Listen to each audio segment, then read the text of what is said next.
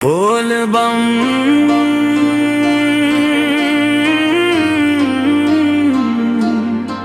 बोल दम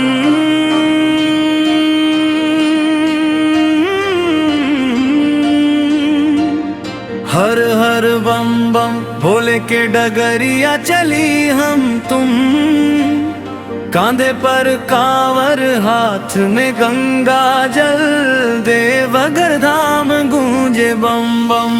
सावन के पवन बहला सुहाना, भोले बिना ना लागे जमाना।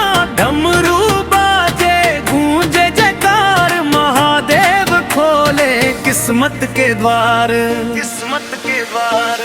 चल रे कांवरिया मनवा लगा के, भोले के नामवा प्रेम से गा के।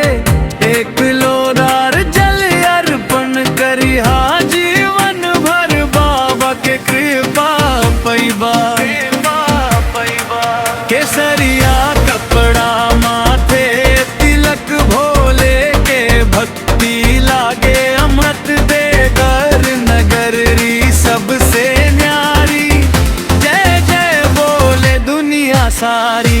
ओम नमः शिवाय गूंजे हर ओर, बेले बाबा खोले सुख के डोरे। जय सच्चे मन से शीश नवाई, महादेव होकर बिगड़ी बनाई।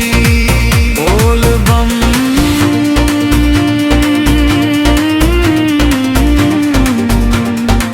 बोल बम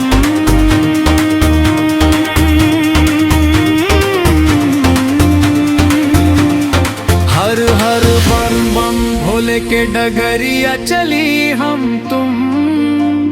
भोले बाबा कृपा बरसाई, हर भक्त के जीवन मुस्काई। बरन हर हर महादेव बोल बम। ये हम मौलिक भक्ति गीत प्रेम से लिखा और प्रस्तुत किया है मोनू साइनी।